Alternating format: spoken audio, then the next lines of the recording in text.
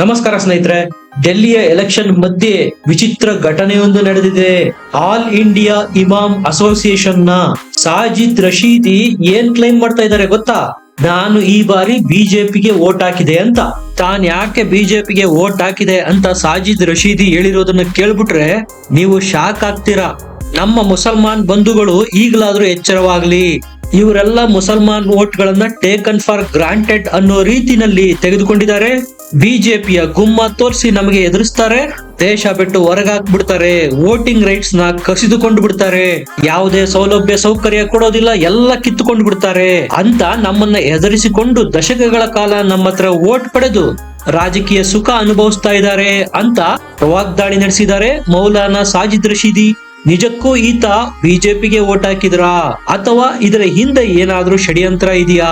ಎಲ್ಲದರ ಬಗ್ಗೆ ಮಾಹಿತಿ ಕೊಡ್ತೀನಿ. ದಯಮಾಡಿ ಚಾನೆಲ್ ನ ಸಬ್ಸ್ಕ್ರೈಬ್ ಮಾಡಿ, ಲೈಕ್ ಮಾಡಿ. ಸ್ನೇಹಿತರೆ, ಇದು ನಿಜಕ್ಕೂ ಶಾಕಿಂಗ್ ವಿಚಾರ, ನೀವು ನಂಬೋದು ಬಹಳ ಕಷ್ಟ. दोस्तों, मैंने वोट कर दिया है। दिल्ली में किसकी सरकार बने इसके लिए, और मैंने ये वोट किसको किया है आपको सुनकर बड़ा आश्चर्य होगा। मैंने ये वोट भारतीय जनता पार्टी को किया है। जिंदगी में पहली बार मैंने भारतीय जनता पार्टी को वोट किया है। क्यों किया है, इसके पीछे बहुत सारे रीजन हैं। अब तक मुसलमानों पर एक एलिगेशन ये लगता रहा कि भारतीय जनता पार्टी को हराने के लिए मुसलमान वोट करता है, लेकिन ये मैंने वोट इसलिए किया आज बीजेपी को कि दिल्ली के अंदर बीजेपी जीते। और भी इसके पीछे रीजन है, आप मुझसे कमेंट कर सकते हैं, बात कर सकते हैं। बहुत शुक्रिया। ನೆನೆಸಿಕೊಂಡ್ರೆ ಮುಂದೆ ಇಂಡಿ ಪರಿಸ್ಥಿತಿ ಏನಾಗಲಿದೆ ಅನ್ನೋದಕ್ಕೆ ಕೈಗನ್ನಡಿ ಇದು. ದಿಲ್ಲಿಯ ಒಬ್ಬ ಪ್ರಖ್ಯಾತ ಮೌಲಾನ ಇಷ್ಟು ದಿವಸ ವೋಟ್ ಕೊಟ್ಟಿದ್ದು ಕಾಂಗ್ರೆಸ್ಗೆ ಅಥವಾ ಇಂಡಿ ಮೈತ್ರಿಕೂಟಕ್ಕೆ. ಈಗ ಮೀಡಿಯಾ ಮುಂದೆ ಬಂದು ವಿಡಿಯೋ ಮಾಡಿ ವೈರಲ್ ಮಾಡಿದ್ದಾರೆ, ಈ ಬಾರಿ ನಾನು ವೋಟ್ ಕೊಟ್ಟಿರೋದು ಬಿಜೆಪಿಗೆ ಅಂತ. ಈಗ ಮುಸಲ್ಮಾನರು ಸಹ ನಿಧಾನವಾಗಿ ಆದ್ರೂ ರಿಯಲೈಸೇಷನ್ ಮಾಡ್ಕೊತಾ ಇದ್ದಾರೆ. ಇಷ್ಟು ದಿವಸ ಕಾಂಗ್ರೆಸ್ನವರು ಮುಸ್ಲಿಮರಿಗೆ ಬಿಜೆಪಿಯ ಗುಮ್ಮ ತೋರಿಸಿ ವೋಟ್ ಪಡಿತಾ ಇದ್ರು. ಗಿರುವಿ ಇಟ್ಕೊಂಡಿದ್ದಾರೆ ಮುಸಲ್ಮಾನರ ವೋಟ್ ಗಳನ್ನ ಕಾಂಗ್ರೆಸ್ನವರು. ಯಾವ ರೀತಿ ಅಪಪ್ರಚಾರ ಮಾಡಿ ಭ್ರಮೆ ಸೃಷ್ಟಿ ಮಾಡಿ ವೋಟ್ ತೆಗೆದುಕೊಳ್ತಾರೆ ಅಂದ್ರೆ, ಸಿಎಎ NRC ಜಾರಿಗೆ ಬಂದ್ಬಿಟ್ರೆ ನಿಮ್ಮನ್ನೆಲ್ಲ ದೇಶದಿಂದ ಹೊರದಬ್ಬಿ ಬಿಡಲಾಗುವುದು.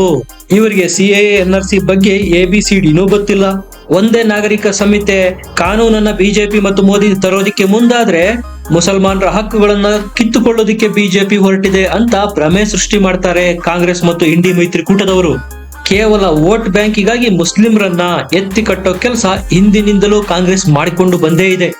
ಹಾಗಾದ್ರೆ ಮುಸ್ಲಿಮರಿಗೆ ಕಣ್ತೆರೆಸಬೇಕಾದ, ಸರಿದಾರಿಗೆ ತರಬೇಕಾದವ್ರು ಯಾರು? ಅವರ ಧರ್ಮದ ಧರ್ಮಗುರುಗಳು.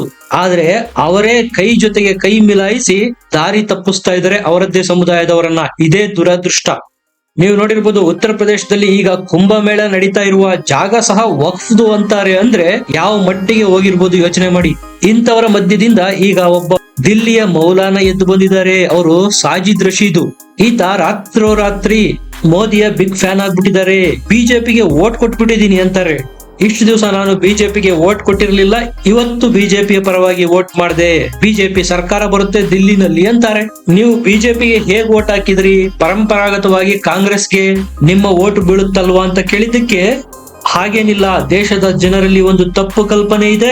ಮುಸಲ್ಮಾನರು ಬಿಜೆಪಿಯನ್ನ ವಿರೋಧ ಮಾಡ್ತಾರೆ, ಬಿಜೆಪಿಯನ್ನ ಸೋಲಿಸೋದಕ್ಕೋಸ್ಕರ ವಿರೋಧ ಪಕ್ಷಗಳಿಗೆ ವೋಟ್ ಕೊಡ್ತಾರೆ ಅನ್ನುವ ತಪ್ಪು ಕಲ್ಪನೆ ಇದೆ.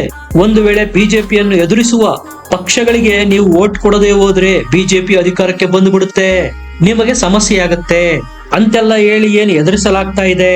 ಆ ಭಯವನ್ನ ಖತಮ್ ಮಾಡೋದಿಕ್ಕೆ ನಾನು ಈ ಬಾರಿ ಬಿಜೆಪಿಗೆ ವೋಟ್ ಕೊಟ್ಟೆ ಅಂತಾನೆ ಈ ಮೌಲಾನ ಇನ್ನೂ ಮುಂದುವರೆದು ಹೇಳ್ತಾರೆ, ಮುಸ್ಲಿಮರು ಈಗ ಬಿಜೆಪಿಯನ್ನ ಕಂಡು ಭಯ ಪಡ್ತಾ ಇದ್ದಾರೆ. ಆದ್ರೆ ಅದಕ್ಕಿಂತ ಹೆಚ್ಚಾಗಿ ಬಿಜೆಪಿಯ ಗುಮ್ಮವನ್ನು ತೋರಿಸಿ ಕಾಂಗ್ರೆಸ್ ರಾಜಕೀಯ ಮಾಡ್ತಾ ಇದೆ, ನಮ್ಮಿಂದ ಅನುಕೂಲ ಪಡಿತಾ ಇದೆ ಅಂತಾರೆ. ಕಾಂಗ್ರೆಸ್ನವರೇನು ಅಪಪ್ರಚಾರ ಮಾಡ್ತಾ ಇದ್ದಾರೆ, ಬಿಜೆಪಿ ಅಧಿಕಾರಕ್ಕೆ ಬಂದ್ರೆ ರೋಜಾ ಮಾಡೋದು ಕಷ್ಟ ಆಗುತ್ತೆ, ಮಸೀದಿಗಳಲ್ಲಿ ನಮಾಜ್ ಮಾಡೋದು ಕಷ್ಟ ಆಗುತ್ತೆ, ಸಿಎಎ NRC ಬಂದಾಗ ನಮ್ಮನ್ನೆಲ್ಲ ಇಲ್ಲಿಂದ ಹೊರದಬ್ಬಲಾಗತ್ತೆ ಅಂತ ಏನು ಕಾಂಗ್ರೆಸ್ನವರು ಭ್ರಮೆ ಸೃಷ್ಟಿ ಮಾಡ್ತಾ ಇದ್ದಾರೆ. ಹಿಂದೂ ರಾಷ್ಟ್ರ ಆಗ್ಬಿಡುತ್ತೆ ಭಾರತ, ಗಡ್ಡ ಬಿಡೋದು ಮತ್ತು ಟೋಪಿ ಹಾಕೋದು ಕಷ್ಟ ಆಗುತ್ತೆ ಅಂತೆಲ್ಲ ಹೇಳಿ ಭ್ರಮೆಯನ್ನೇನು ಸೃಷ್ಟಿ ಮಾಡಲಾಗಿದೆ ಮುಸ್ಲಿಮರಲ್ಲಿ. ಆ ಭ್ರಮೆಯನ್ನ ದೂರ ಮಾಡೋದಕ್ಕೆ ನಾನು ಬಿಜೆಪಿಗೆ ವೋಟ್ ಕೊಟ್ಟೆ ಅಂತಾನೆ ಈ ಮೌಲಾನ. ನನಗೂ ಇದರ ಬಗ್ಗೆ ಅನುಮಾನಗಳಿತ್ತು. ಸರ್ಚ್ ಮಾಡಿದಾಗ ಗೊತ್ತಾಯ್ತು ಇದು ನಿಜ ಅಂತ. ಮೌಲಾನಾ ಖುದ್ದು ವಿಡಿಯೋ ಮಾಡಿ ವೈರಲ್ ಮಾಡಿರೋದು. ಮೊದಲೇ ಎಲ್ಲಾ ಎಕ್ಸಿಟ್ ಪೋಲ್ ಗಳಲ್ಲೂ ಕೇಜ್ರಿವಾಲ್ ಈ ಬಾರಿ ಹೀನಾಯವಾಗಿ ಸೋಲ್ತಾರೆ ಅಂತಾನೆ ಬರ್ತಾ ಇದೆ. ಈಗ ಇಂಡಿ ಮೈತ್ರಿಕೂಟದ ಪರವಾಗಿ ಬ್ಯಾಟಿಂಗ್ ಮಾಡಿ ಆಗೋ ಲಾಭನಾದ್ರೂ ಏನು? ಈಗಾಗಲೇ ಆಮ್ ಆದ್ಮಿ ಪಕ್ಷ ಮತ್ತು ಕಾಂಗ್ರೆಸ್ ನಡುವೆ ತಿಕ್ಕಾಟ ಶುರುವಾಗಿದೆ.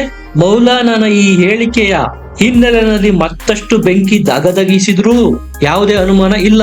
ಉರಿಯೋ ಬೆಂಕಿಗೆ ತುಪ್ಪ ಸುರಿಯೋ ಕೆಲಸ ಮಾಡಿದ್ದಾರೆ ಈ ಮೌಲಾನಾ. ಒಂದಂತೂ ಸ್ಪಷ್ಟ, ಸಾಜಿದ್ ರಶೀದಿ ಈವರೆಗೂ ಕಾಂಗ್ರೆಸ್ ಮತ್ತು ಇಂಡಿ ಮೈತ್ರಿಕೂಟದವರು ಏನು ಮುಸಲ್ಮಾನರಲ್ಲಿ ಭಯ ಸೃಷ್ಟಿ ಮಾಡಿದ್ರು. ಬಿಜೆಪಿಯ ಗುಮ್ಮ ತೋರಿಸಿ ಬಿಜೆಪಿ ಅಧಿಕಾರಕ್ಕೆ ಬಂದ್ಬಿಟ್ರೆ ನಮಗೆ ಹಾಗೆ ಮಾಡ್ಬಿಡ್ತಾರೆ ಹೀಗೆ ಮಾಡ್ಬಿಡ್ತಾರೆ ಅಂತ ಅದನ್ನ ಎಕ್ಸ್ಪೋಸ್ ಮಾಡಿದ್ದಾರೆ ಈ ಮೌಲಾನಾ. ಕೇವಲ ವೋಟ್ ಬ್ಯಾಂಕಿಗೋಸ್ಕರ ಕಾಂಗ್ರೆಸ್ನವರು ಆಡ್ತಾ ಇರೋ ಆಟ ಇದು ಅಂತ. ಇದು ಈಗ ಕೇಜ್ರಿವಾಲ್ ಮತ್ತು ಕಾಂಗ್ರೆಸ್ಗೆ ನಿದ್ದೆಗೆಡಿಸಿರೋದು. ಇದೇನಾಗೋಯ್ತು, ನಮ್ಮ ರಹಸ್ಯನೆಲ್ಲ ಈ ಒಬ್ಬ ಮೌಲಾನಾ ದೊಡ್ಡ ಮಟ್ಟದಲ್ಲಿ ಎಕ್ಸ್ಪೋಸ್ ಮಾಡ್ಬಿಟ್ರಲ್ಲ. ನಾವು ಹಾಗೋ ಹೀಗೋ ಮಾಡಿ ಹಿಂದೂಗಳ ಭಯ, ಮೋದಿ ಭಯ, ಯೋಗಿ ಭಯನ ತೋರಿಸಿ ಮುಸಲ್ಮಾನರ ವೋಟ್ ಪಡಿತಾ ಇದ್ವಿ. ಈಗ ಆ ಭಯನೇ ಖತಮ್ ಮಾಡ್ತಾ ಇದ್ದಾನಲ್ಲ ಈ ಸಾಜಿದ್ ರಶೀದಿ. ಇದು ಇಂಡಿ ಮೈತ್ರಿಕೂಟದ ಆತಂಕ. ಈಗಲೇ ನಾವು 3-1 ಅನ್ನೋ ಪಾರ್ಟಿ ಆಗಿದ್ದೀವಿ. ಕೈ ಅಧಿಕಾರದಲ್ಲಿರೋದು ಹಿಮಾಚಲ ಪ್ರದೇಶ, ತೆಲಂಗಾಣ ಮತ್ತು ಕರ್ನಾಟಕದಲ್ಲಿ ಮಾತ್ರ. ಆದ್ರೆ ಈ ಮೌಲಾನಾ ಹೊರಗ್ ಬಂದು ನಮ್ಮ ವಿನ್ನಿಂಗ್ ಫಾರ್ಮುಲಾನೇ ಎಕ್ಸ್ಪೋಸ್ ಮಾಡ್ತಾ ಇದ್ದಾನಲ್ಲ. ಮುಸಲ್ಮಾನರ ಓಟ್ಗಳು ಕೈ ಬಿಟ್ಟೋದ್ರೆ ಏನ್ ಮಾಡೋದು ಅನ್ನೋ ಚಿಂತೆ ಶುರುವಾಗಿದೆ ಈಗ ಇಂಡಿ ಮೈತ್ರಿಕೂಟದಲ್ಲಿ. ಸಾಜಿದ್ ರಶೀದಿ ಇದಕ್ಕೂ ಕಾರಣ ಕೊಡ್ತಾರೆ, ನಾನು ಯಾಕೆ ಬಿಜೆಪಿಗೆ ವೋಟ್ ಹಾಕಿದೆ ಅಂತ.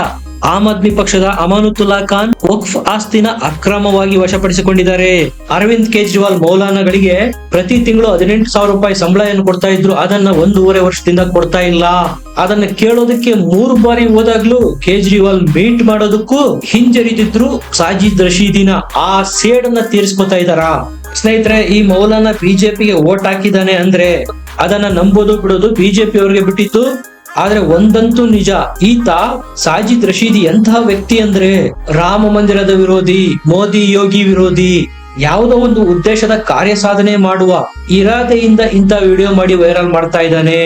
ಸಹಜವಾಗಿ ದಿಲ್ಲಿ ಎಲೆಕ್ಷನ್ ನ ಬಿಜೆಪಿನೇ ಈ ಬಾರಿ ಗೆಲ್ಲೋದು ಅಂತ ಎಲ್ಲ ಎಕ್ಸಿಟ್ ಪೋಲ್ಗಳು ಹೇಳ್ತಾ ಇರೋದ್ರಿಂದ ಬಕೆಟ್ ಹಿಡಿಯೋ ಕೆಲಸ ಏನಾದ್ರೂ ಮೌಲಾನಾ ಮಾಡ್ತಾ ಇದ್ದಾನ ಅನ್ನೋ ಅನುಮಾನಗಳು ಮೂಡುತ್ತೆ.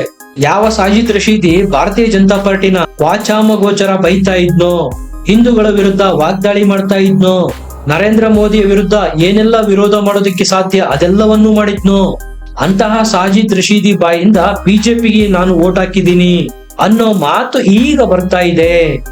ಹಾಗಾಗಿ ನಾನು ಹೇಳಿದ್ದು, ಯಾವುದೋ ಒಂದು ಕಾರ್ಯತಂತ್ರನ ಸಾಧಿಸೋದಿಕ್ಕೆ ಈ ಪ್ಲಾನ್ ಏನಾದ್ರು ಮಾಡಿದಾರಾ? ಈ ಮೌಲಾನಾಗಳು ಬಿಜೆಪಿಗೆ ವೋಟ್ ಮಾಡ್ತೀವಿ ಅಂತೇಳಿ ಇಂಡಿ ಮೈತ್ರಿಕೂಟನ ಎದುರಿಸ್ತಾ ಇದ್ದಾರೆ. ಆ ಕಡೆ ಇಂಡಿ ಮೈತ್ರಿಕೂಟದವರು ಬಿಜೆಪಿಯ ಭಯ ತೋರಿಸಿ ಮುಸಲ್ಮಾನರ ವೋಟ್ ಗಳನ್ನು ಪಡಿತಾ ಇದ್ದಾರೆ. ಇಂಡಿ ಮೈತ್ರಿಕೂಟ ಮತ್ತು ಅರವಿಂದ್ ಕೇಜ್ರಿವಾಲ್ರಿಗೂ ಗೊತ್ತಿದೆ, ಮುಸಲ್ಮಾನರ 1 ಪಾಯಿಂಟ್ ಅಜೆಂಡಾ ಬಿಜೆಪಿಯನ್ನು ಸೋಲಿಸೋದು. ಬಿಜೆಪಿ ವಿರುದ್ಧ ಯಾವುದೇ ಪಾರ್ಟಿ ಸ್ಟ್ರಾಂಗ್ ಆಗಿದ್ರು ಅವರ ವೋಟು ಸಾಲಿಡ್ ಆಗಿ ಆ ಪಾರ್ಟಿಗೆ ಹೋಗುದು. ಈ ಸರಳ ಸತ್ಯ ಕೇಜ್ರಿವಾಲ್ರಿಗೂ ಗೊತ್ತು. ಹಾಗಾಗಿ ಈ ಮೌಲಾನಾ ಸಾಜಿದ್ ರಶೀದಿ ಕೇಜ್ರಿವಾಲ್ ರನ್ನ ಮೀಟ್ ಮಾಡೋದಕ್ಕೆ ಹೋದಾಗ ಭೇಟಿಯಾಗಿಲ್ಲ. ಅದರ ಸೇಡನ್ನ ಈ ರೀತಿ ತೀರಿಸಿಕೊಳ್ತಾ ಇರಬಹುದು. ಈ ರೀತಿ ಸಾಜಿದ್ ರಶೀದಿ ಹೇಳಿದ್ಮೇಲೆ ವಿರೋಧ ಪಕ್ಷಗಳು ಸುಮ್ಮನೆ ಇರ್ತಾವ? ಅವರು ಸಹ ವಾಗ್ದಾಳಿ ಮಾಡ್ತಾ ಇದ್ದಾರೆ. ಸಾಜಿದ್ ರಶೀದಿ ಈಗ ಭಾರತೀಯ ಜನತಾ ಪಾರ್ಟಿಯ ಏಜೆಂಟ್ ಆಗ್ಬಿಟ್ಟಿದ್ದಾನೆ. ಮುಂದೆ ಅವರಿಗೆ ಬಿಜೆಪಿಯಿಂದ ಟಿಕೆಟ್ ಸಿಗುತ್ತೆ ಅಥವಾ ರಾಜ್ಯಸಭಾ ಸದಸ್ಯರು ಆಗಬಹುದು ಅಂತೆಲ್ಲ ಆರೋಪ ಮಾಡ್ತಾ ಇದ್ದಾರೆ. ಹೇಗಿದೆ ನೋಡಿ, ಅವರವರ ಮಧ್ಯೆನೆ ಅಗ್ಗಜಗ್ಗಾಟ, ತಿಕ್ಕಾಟ ಶುರುವಾಗಿದೆ. ಇವರಿಬ್ಬರ ನಾಟಕ ಹೆಂಗಿದೆ ನೋಡಿ. ಅಂದ್ರೆ ಕಾಂಗ್ರೆಸ್ನವ್ರಿಗೆ ಮುಸಲ್ಮಾನರ ವೋಟ್ ಬೇಕು, ಮುಸಲ್ಮಾನರಿಗೆ ತಮ್ಮ ಕೆಲಸಗಳು ಕಾಂಗ್ರೆಸ್ನಿಂದ ಆಗಬೇಕು. ಅದಾಗಬೇಕಂದ್ರೆ ಒಬ್ಬರನ್ನೊಬ್ರು ಎದುರಿಸ್ಬೇಕು. ಹೇಗೆ ಸಾಧ್ಯ? ಬಿಜೆಪಿಯ ಗುಮ್ಮ ತೋರಿಸೋದು. ಈ ಸಾಜಿದ್ ರಶೀದಿ ಮೌಲಾನಾ ಮಾಡ್ತಾ ಇರೋದು ಅದನ್ನೇ, ಇಂಡಿ ಮೈತ್ರಿಕೂಟದವರು ಮಾಡ್ತಾ ಇರೋದು ಅದನ್ನೇ. ಇದೇ ಸರಳ ಸತ್ಯ. ನಿಮಗೆ ಏನನ್ಸುತ್ತೆ? ಕಮೆಂಟ್ ಮಾಡಿ, ಲೈಕ್ ಮಾಡಿ, ಚಾನಲ್ ನ ಸಬ್ಸ್ಕ್ರೈಬ್ ಮಾಡಿ. ಮತ್ತೆ ಸಿಗೋಣ. ನಮಸ್ಕಾರ.